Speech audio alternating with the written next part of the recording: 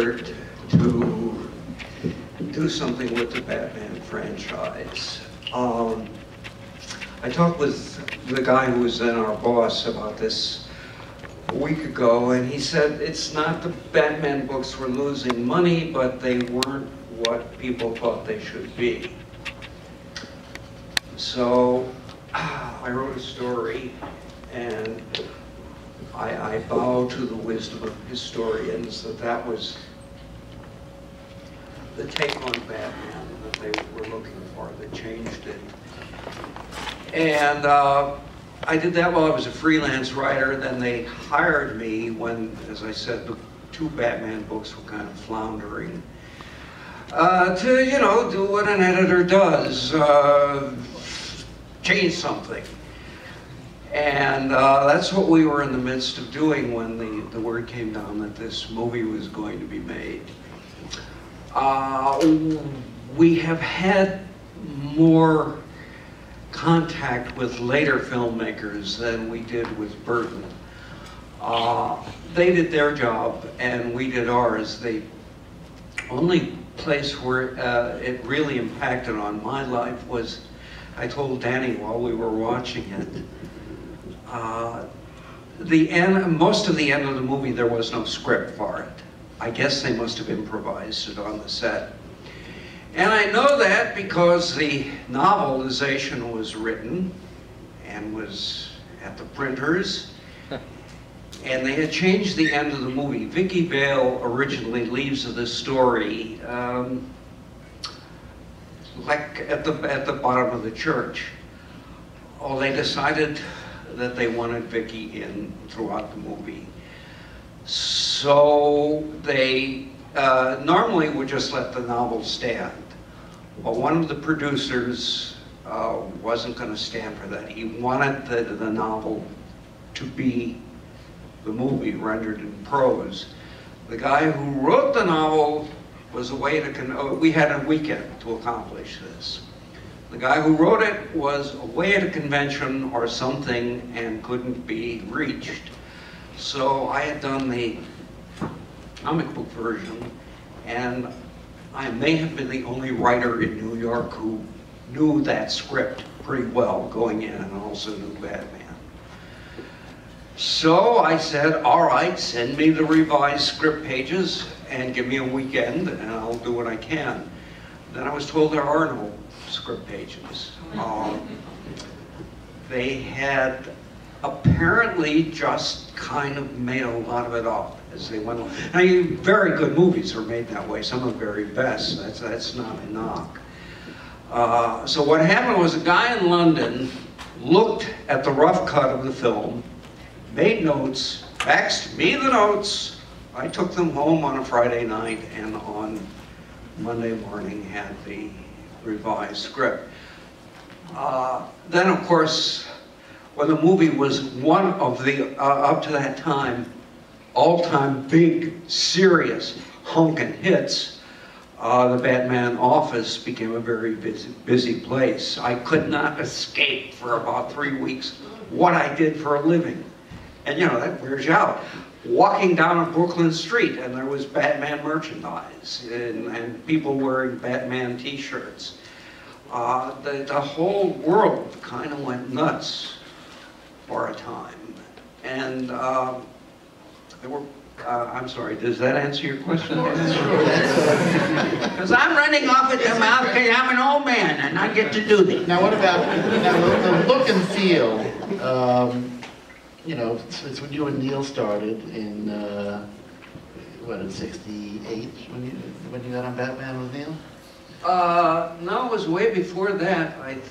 No, it was, yeah, it would have been about 68. And then that was further refined by Frank Miller and The Dark Knight Returns, which you were the editor of. Why do you think the world was ready for that look and feel for Batman? Well, you have to ask, why is Batman more popular than Superman?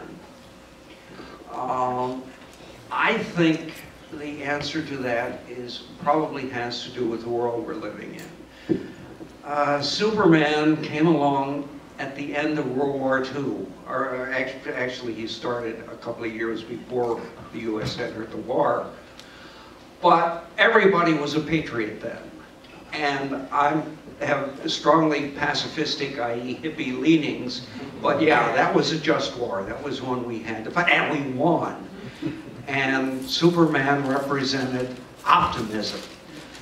Gotham City and Metropolis are really, of course, thinly disguised versions of New York.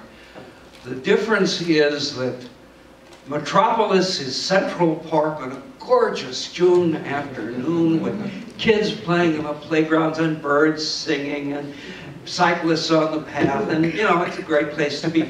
Gotham City is Bed-Stuy, 3 a.m. November 23rd, nobody in sight. That's pre-gentrification Bed-Stuy. Yeah. And my personal feeling about Batman is I probably couldn't stand him if I knew him, but if I was in that Bed-Stuy at 3 a.m. walking along the street, I would want him on the rooftop in front of me. Well, that's really what Michael Keaton brought to it, I think, was a likable aspect for Batman. He's so nice. He's so Michael Keaton. Well, I can give you Tim Burton's answer to that. And I think it was a good choice. I think it was a good choice. Pardon? I think it was a good choice to put Keaton. It turned out to be. It was much criticized at the time, and everybody, Clint Eastwood was mentioned, Sylvester Stallone, Steven Seagal. But what Burton said, Burton is a visual man. If you analyze, you measure that movie you've just seen against real life. Batman may be the most realistic of the superheroes, but that doesn't mean that he could ever do that stuff in real life. When I was first trying to figure out, when I took over the editing, I thought, Batmobile, how can we make that work? Because, you know, I sometimes drive home to Brooklyn at midnight, and there will be at least 3 major traffic jams between Midtown Manhattan and Bay Ridge, where I was living. I thought, maybe he's got Batmobiles stashed around Gotham City. No, that wouldn't work. And finally, I had to admit, this is not realism. This can't be measured against real life. So what Burton said was that, yeah, the world may have been expecting a muscle man, but the muscles are in the costume, and they have been ever since. But he said that that actor looked a little crazy. You look into his eyes and you can believe that this guy might hang out on rooftops at 3 a.m. waiting for homicidal maniacs. It was an inspired choice. In retrospect, of course, he was dead right. At the time, of course, well, that guy's a comedian. I didn't know Batman. We all ate our words. And you can see a lot of Pee-wee's Big Adventure in this movie, too. I mean, it's kind of a circus. Well, you can see Burton's background as a cartoonist, right, because there is no procedural here. It's an odd kind of screenplay, because it has some of the aspects of a whodunit, of a procedural. There are criminals, they are a threat to the common good. The hero takes whatever steps are necessary to restore order. It's one of the basic plots. But where did the airplane come from? Where did the airplane come from with exactly the gadgets that he needed to get the balloons? How did this ignorant clown of a hoodlum joker do that miracle of chemistry to put all those poisons together? Where do the balloons go? Again and again. If you stop to think for 10 seconds, it's absurd, but it's a cartoon on that level. It's a cartoon with aspects of realistic movies. And in a cartoon, you don't wonder where Wile E. Coyote got the safe that he drops on the middle of the desert. Or from the Acme Company. From the Acme Company. How Elmer Fudd knew what Wesley Wabbit was hiding with the shotgun. You accept those things for the visceral excitement, for the wit, for the humor, for the novelty of it. So that is the screenplay written by a very, very good and smart and talented writer, mostly written by Sam Hamm. But that's his real name, huh? yeah. Who knew? I always wondered about that. Very nice guy. He's living in San Francisco, last I heard. I later employed him to write Batman comic books. But it's the novelty, it's the spectacle, it's the wit of the individual scenes. Joyce Carey was a very prominent, popular novelist in the last century. And he would write the big scenes of the novel. You know, maybe there's 8 really big scenes. And then go back and do the filler. Dashiell Hammett, probably the best American detective story writer, said the best story is the one that gives you the most good scenes. So what Burton and I think virtually all of the Batman directors after Burton did was kind of take that idea, marry it to a cartoon sensibility, and then add Batman. The genius of Bill Finger, who wrote the original Batman stories, was his inspiration was the Shadow, and that's no secret. A friend of ours, Tony Tollin, you know Tony?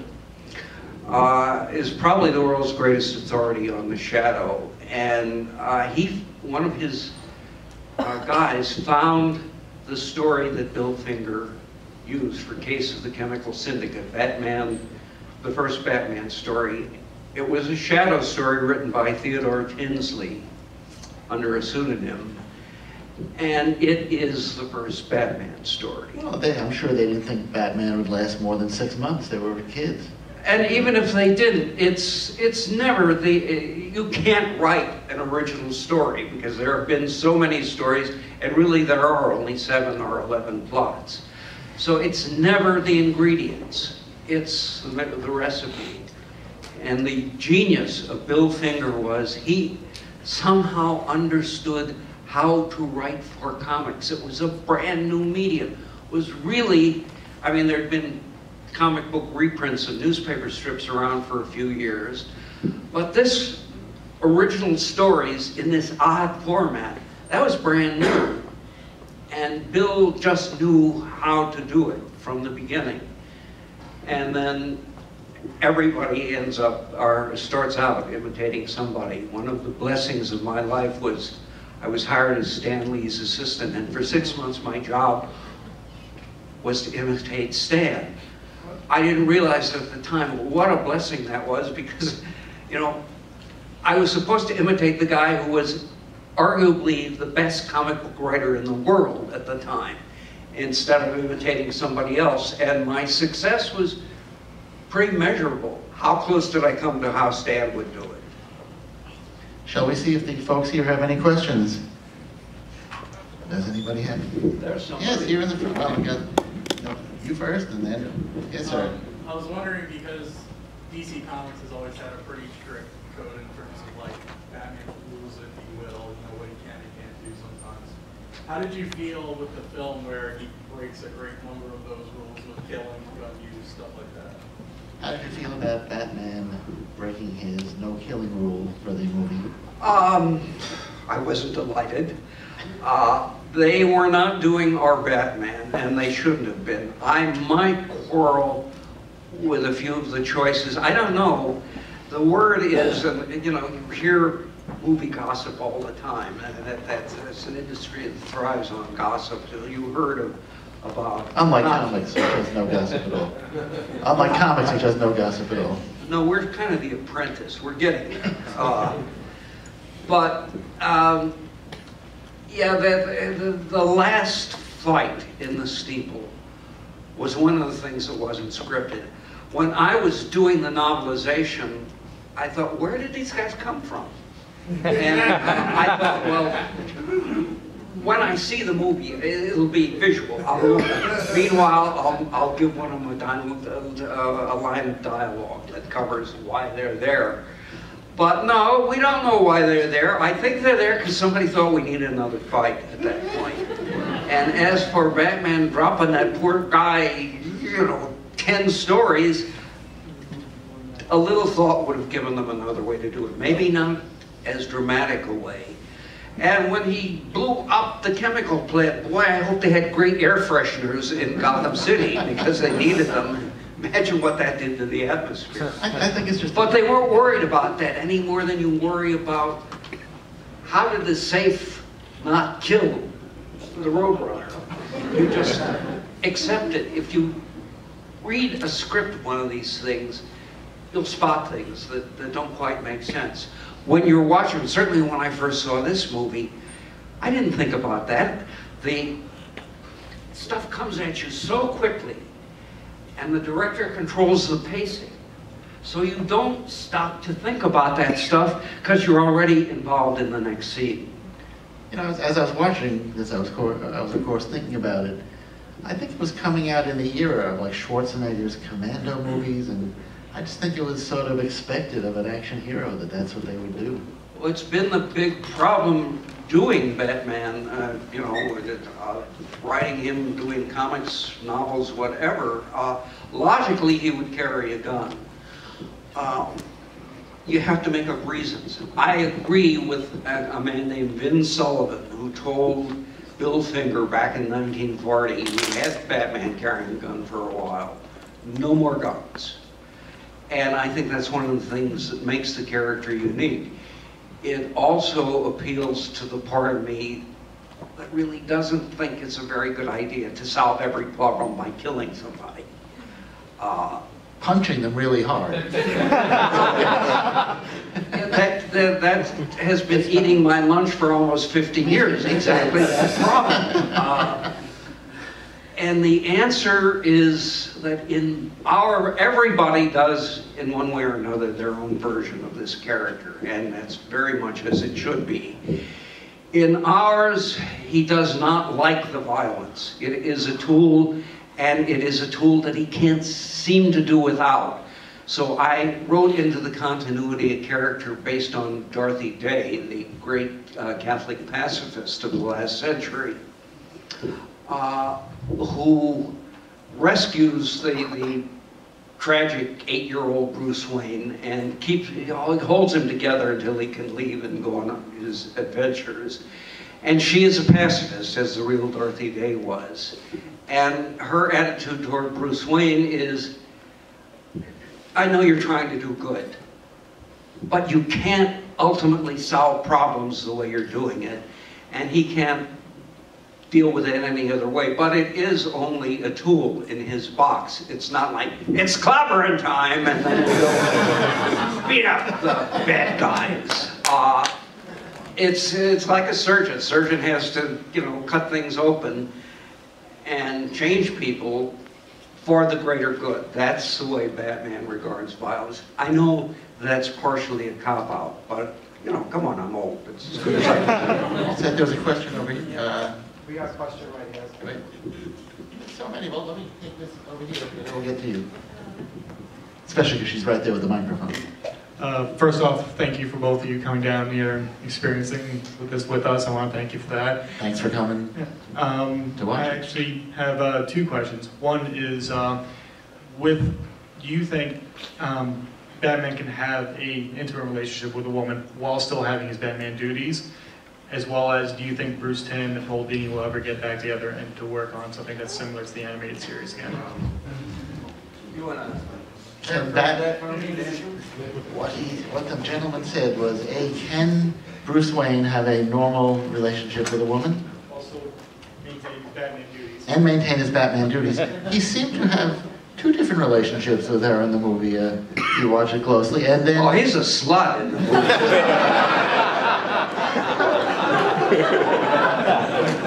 and she couldn't figure out it was the same guy. Yeah, it depends on... the guy who edited Batman before me gave Bruce Wayne Batman what we euphemistically call a girlfriend. In my version, no. For a couple of reasons. I wanted to emphasize his obsessive quality. He does really not have room in his life for that kind of committed relationship. That doesn't mean that he's pure as the driven snow. He did have a youth where he did a lot of stuff. but he is a little like a Catholic priest. The mission, Bruce Wayne is the disguise, Batman is the real guy, and I wrote a whole book about how he's Jewish, David. so, with a name like Bruce Wayne, rich, if you want to think that, Dad. Okay. So the next editor is free to change that, and they should be free. This Batman, Superman, Wonder Woman, arguably Spider-Man have lasted so long. Batman, 75 years last month, because they have evolved, they have changed. Well, also, you can't help but think that they made the romantic interest so prominent just because of all those years of, is Batman gay? Well, I guess they wanted to establish that he was at least bi, in this movie. Somebody on this side? Yes. I was wondering if there's any consensus among film critics and yourself as to who is the best and the worst Batman in the various movies. Well, you want to take this No, one, Andy? I'm waiting for John Hamm to be Batman. I mean, his jaw is not going to be that square forever. I think he just has to do it. So you're counting out Steven Seagal, huh? I think the Chris Nolan movies are great.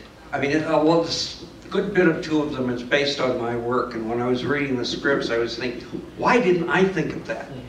He really gets it better than anybody ever has. And so I think Christian Bale is a fine choice. Maybe, and of course, Heath Ledger did the definitive Joker, and maybe the definitive trickster figure in all of cinema. It was an absolutely brilliant performance. And the screenwriting and the direction, you can always quibble with movies. You can quibble with Shakespeare. Where the hell did Romeo and Juliet get that poison? Never explains that. But I don't think anybody's ever been better. This is a true editor. Anyway, the worst, oh Lord, I don't know. I like Kevin Conroy's voice in the animated.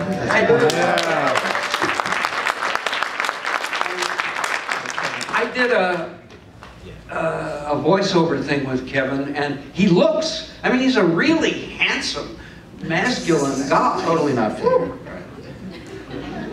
He went down, when the World Trade Center collapsed, Kevin went down and worked as a cook for the rescue workers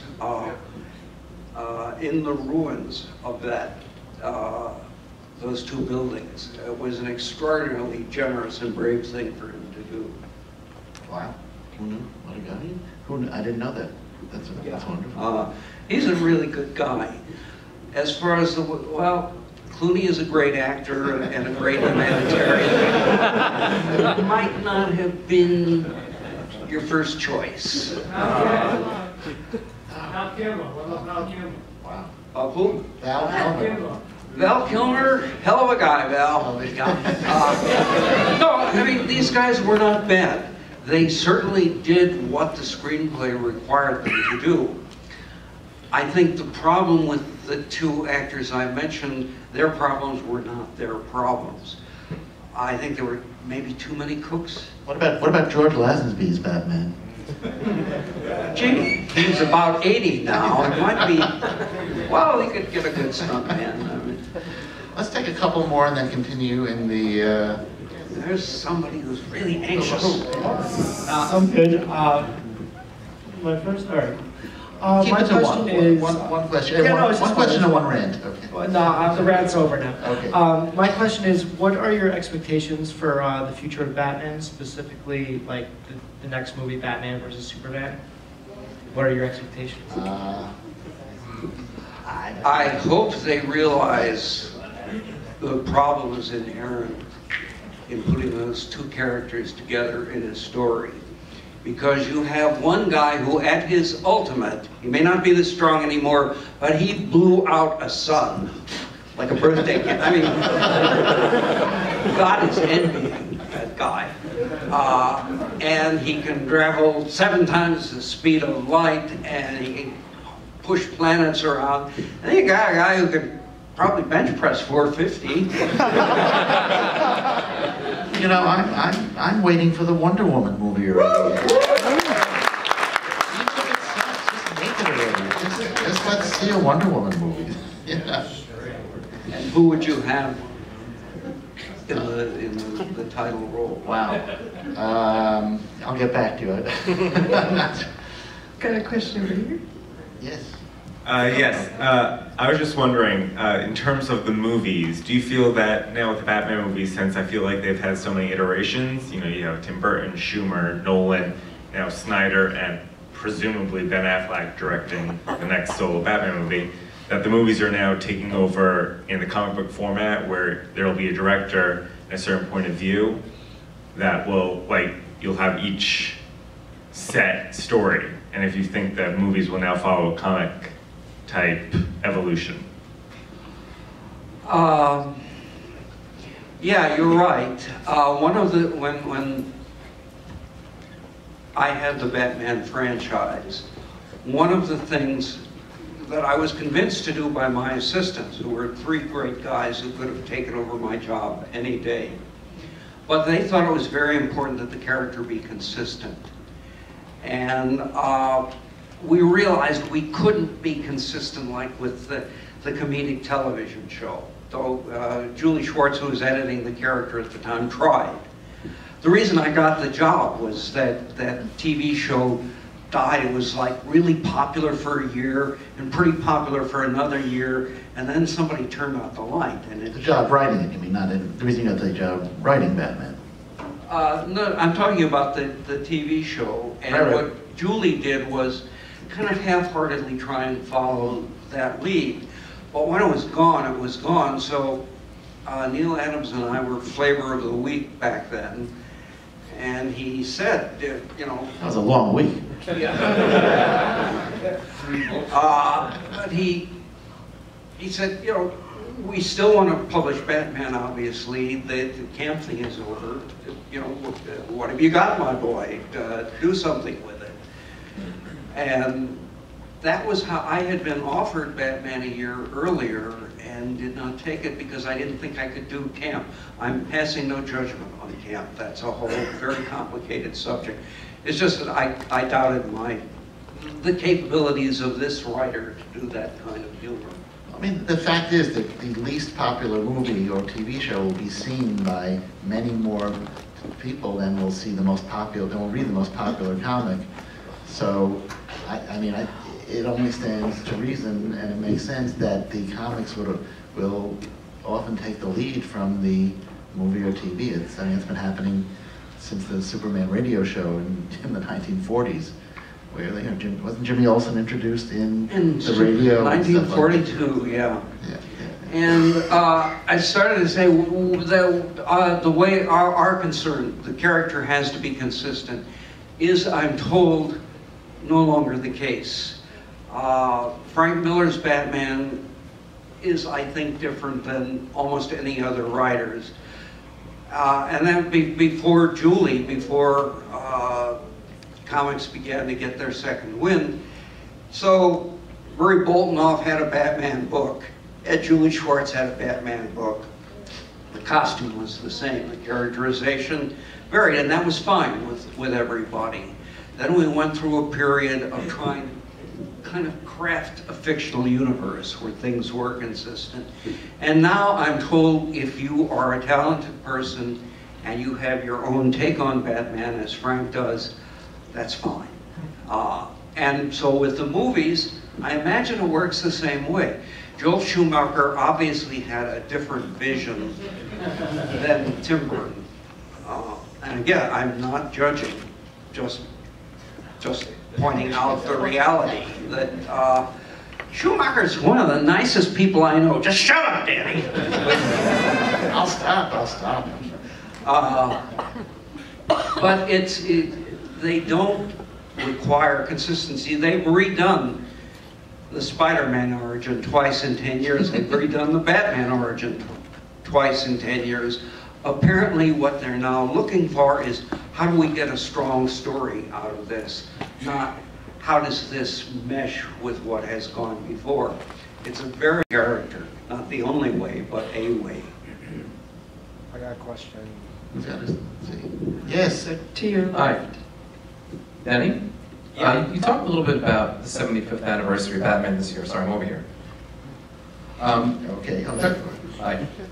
Where do you see the character at 100 years and beyond, given that we're sort of at a fever pitch, I feel like, with superheroes? And do you feel like this is arguably the peak of the character's popularity, as crazy as that sounds? There's never been a better iteration of that character. What we're dealing with is what the literati call magic realism. It's a tricky thing to bring off. A lot of 100 Years of Solitude, a lot of Spanish-American novelists have brought off, but United States pulps have been doing it since the 20s, and it's recognizably our world, except magical things can happen. And the Broadway show, something about angels, that was New York City. Angels in America. But yeah, but angels could appear to people. That, without any fancy labels, is what comics and pulp fiction and radio stuff has been doing since the 20s, maybe earlier than that. We now have a generation of people like Chris Nolan who grew up knowing that in their bones. And they take the stuff very seriously, and they're very talented. They have at their disposal enough money to realize their vision. One of the things that's almost never mentioned about superheroes in movies is they grew up together. As movie technology became more and more sophisticated, the super stunts that once upon a time we boasted, well, we're comic book guys, we can do things movies can't. That hasn't been true for a long time. Movie technology has overtaken what cartoonists can do. We can still have people make long speeches while they're about to throw a punch, which they can't do in other movies. That's an important part of what comics can do. Yeah, it's like somebody in an opera bursting into song. Right, exactly. It's a convention. But I think these guys have a better grasp than we do on these kind of characters, this kind of fantasy melodrama. And the two media were made for each other. I mean, movies are visual, and superheroes wear costumes and do extravagant things. You know, it's almost like some cosmic force decree. You know, you shall meet at this place. So I don't know who's out there in Los Angeles figuring out the next Batman movie. There will, I don't think the next ones will be done by Nolan. There will be additional Batman movies. Give it 3 or 4 years. And who knows? Nobody heard of Chris Nolan 10 years ago. And he is an extraordinarily gifted man, does everything well. So I kind of think this is the apex. But I'd sure love to be wrong, and I might very well be. Well, there's one thing I've noticed. I've been working for the Wizard World convention chain, doing panels, brainstorming, organizing, and moderating panels. They're like a nationwide chain of comic conventions. And I've noticed I can have the same people on a panel, and if the word Batman is in the title, the attendance will be about 10 times what it is when the word Batman is not in the title. The exact same people on the day. So I think as long as things like that are true, those movies are going to keep going, because something about that brings people in. Yeah, it'll really be interesting to see what they do with Superman. This last Superman movie was way darker than anything that had preceded it. That upset a lot of people. But made a shitload of money. And one of the reasons that Batman, I think, has become so popular is we are fascinated by evil. If you're a Jungian, we are fascinated by the dark projection of ourselves. Devils and demons and black-hearted villains have always been popular. So the genius of Maxwell Gibson, who created The Shadow, and Bill Finger, who created Batman, was to take that iconography, darkness, scallops, horns, and then we are automatically fascinated by the iconography, and he said, this guy looks like a devil, but he's on your side. I think that's genius. That is really having your cake and eat it.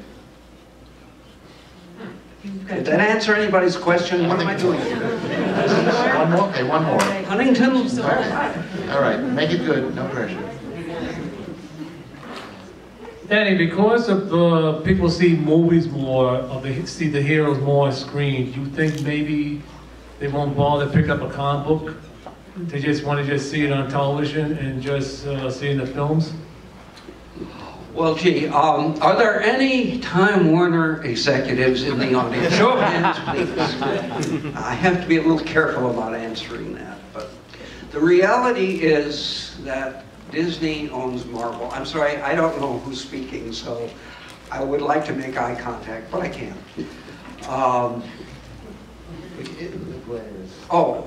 Well, trust me, I would Look in the if general it were doable.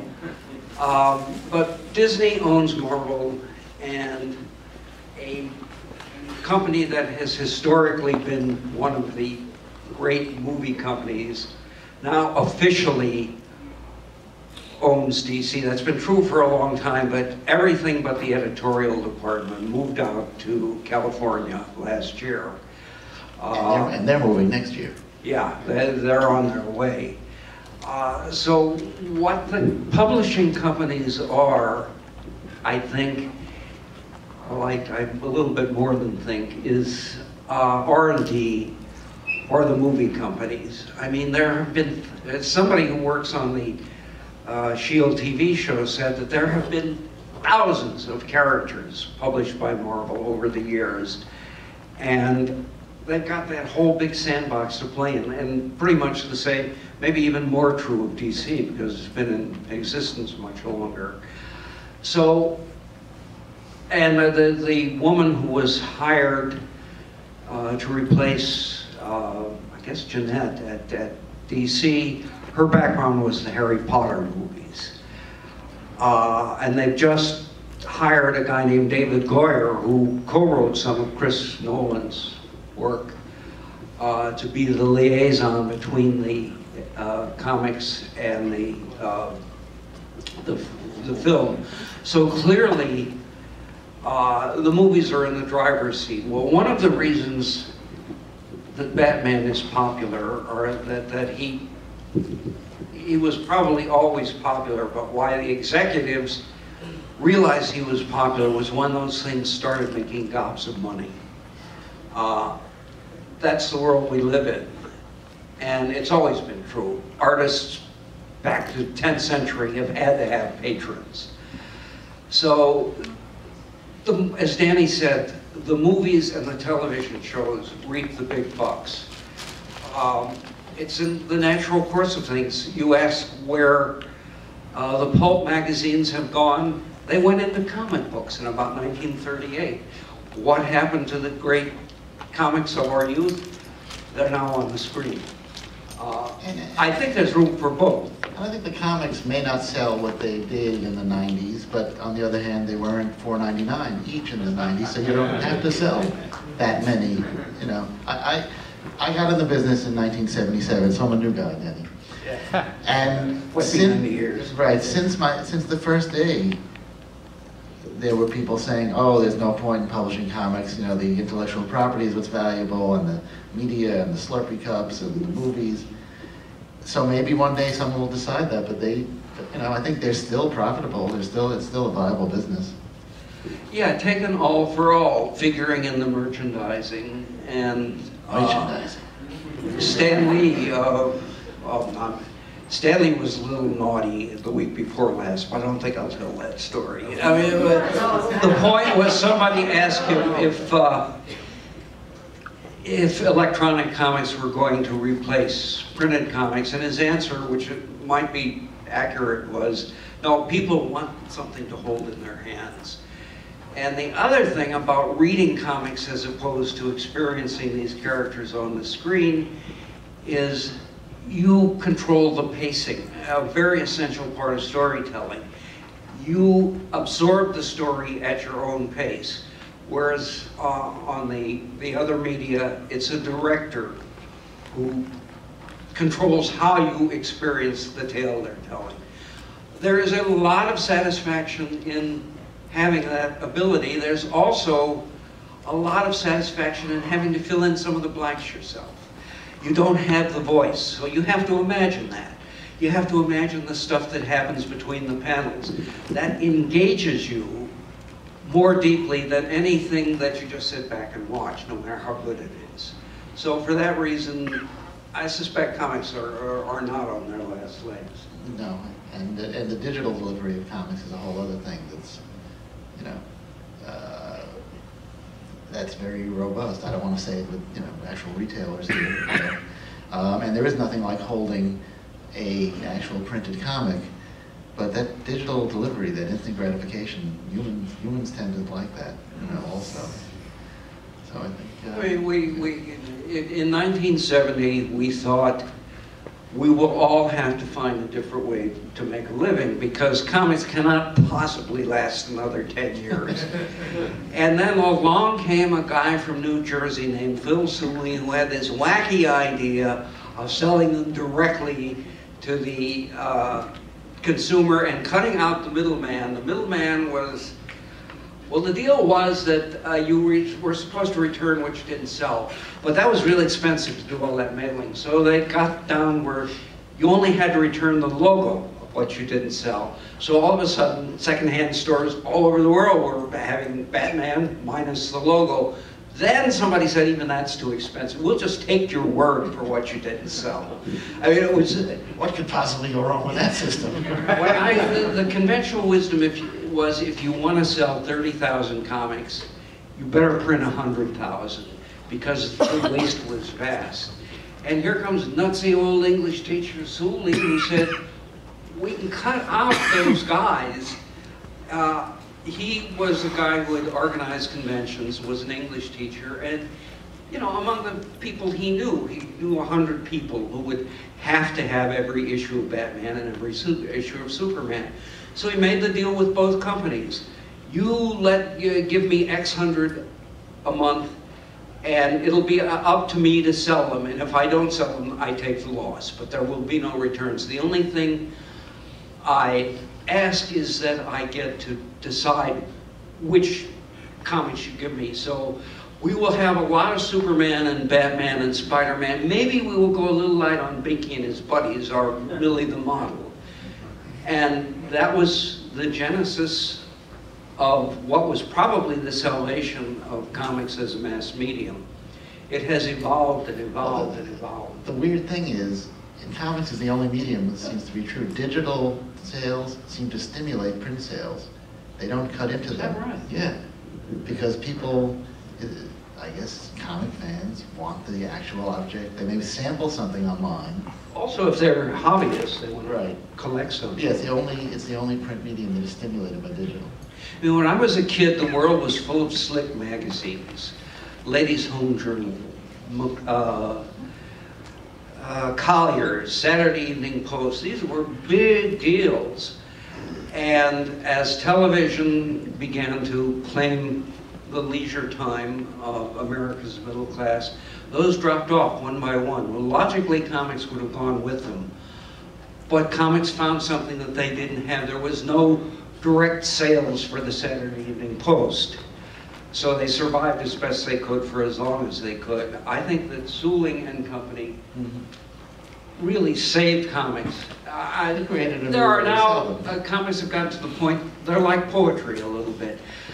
You can do a serious comic book. One of the best coming of age things I've ever read in any medium was Stuck Rubber Baby by Howard Cruz, about a gay guy coming of age in the pre-60s South. It's a wonderful book. It happens to be a comic book. So there would probably always be that form, that storytelling form, that language. But you wouldn't have anything like what the comic book situation today, where it's still something that engages a lot of people. Oh, it's a golden age of variety. So, Rachel, I think you're trying to, you're being far too polite. Well, I can't thank you enough for such an insightful conversation, and if you're so willing to keep this night alive with us in the Sky Room, we would love to have our merch signed and keep the conversation going. To the Sky Room. Thank you so much, Danny and Denny.